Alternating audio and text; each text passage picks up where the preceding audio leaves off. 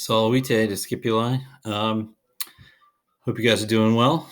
What we're doing here is I'm going to try to instruct you on chapter 25, which has to deal with all infinitive forms of a verb and a new type of sentence that uses these infinitive forms called the indirect statement, but we're not going to get to that right away. You all right? All right. Apologies for not doing too much live instruction, but I got a lot on my plate over here. But I hope you guys are all doing well, and I hope you're at least learning something at home. And I miss y'all. All right, let's dive in here. Excuse me.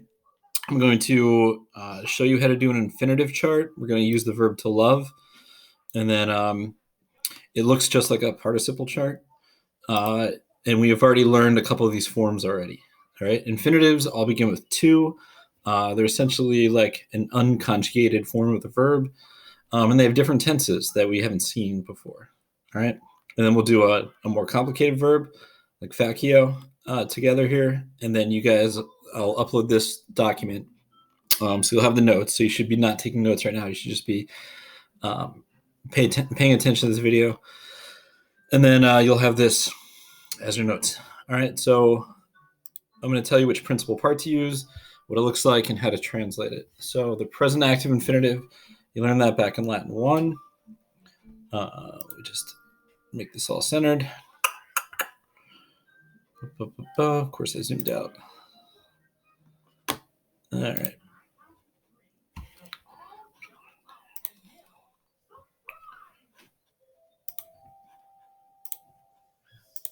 All right, so we're going to just it is the second principal part of the verb. All right, so it would, for this, be amare. Okay, that's the second principal part. And it translates as to love.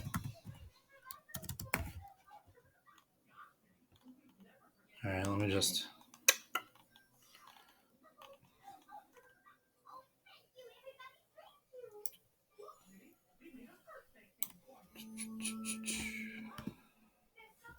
Let me just center all this. All right, cool.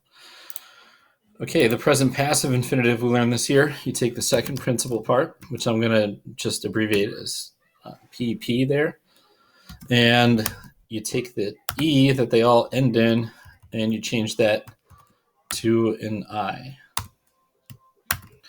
And then there's just a little something special that happens with the third conjugation. But we'll get to that a little bit later. So amare becomes amari like that. As you can see, I've made the E that it ends with into an I. And instead of to love, it would translate as to be loved.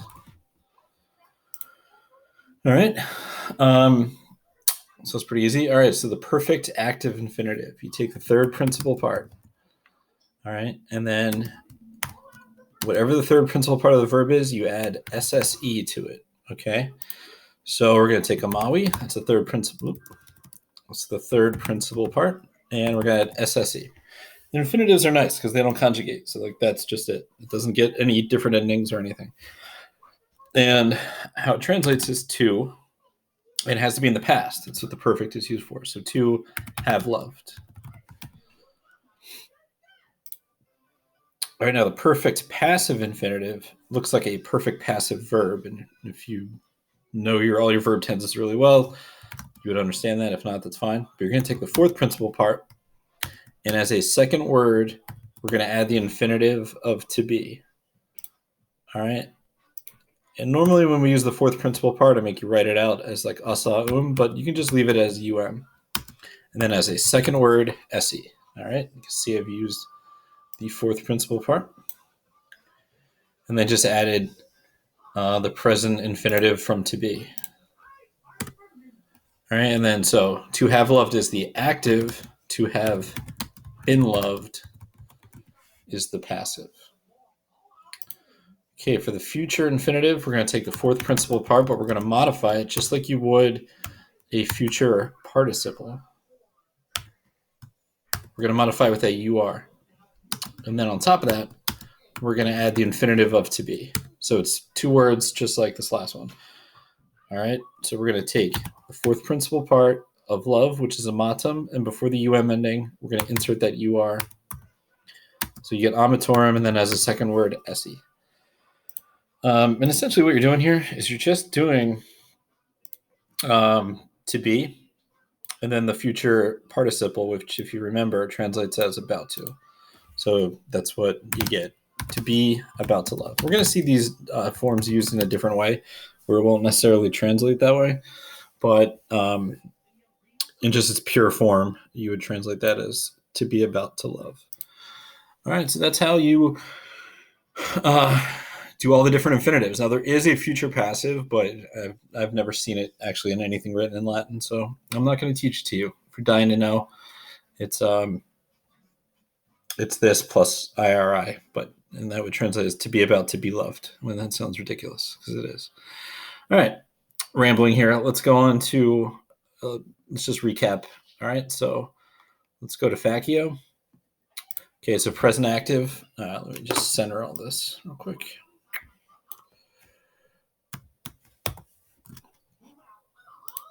Let's see if that worked. Yep.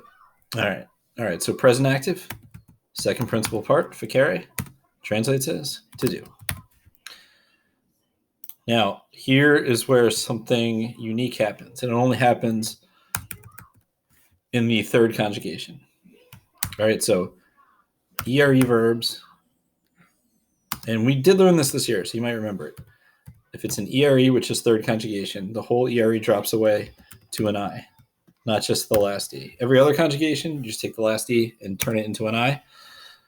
All right, so facere is the second principal part.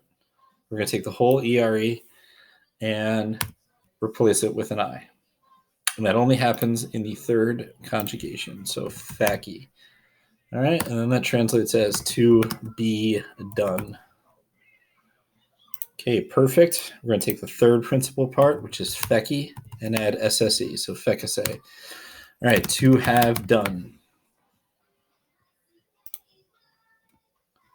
All right, the perfect passive. We're going to take the fourth principal part, factum, add the infinitive of to be, and translate it as to have been done.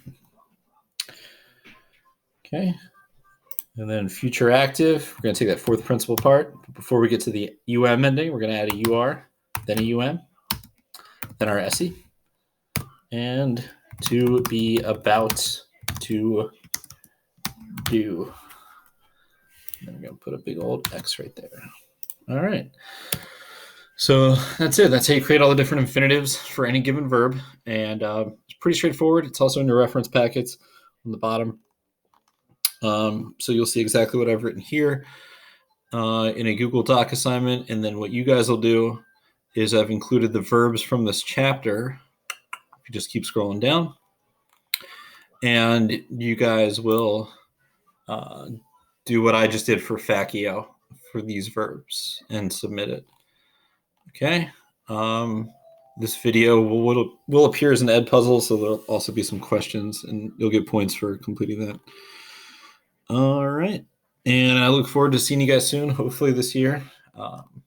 If not, I guess you'll all have to just take Latin 3.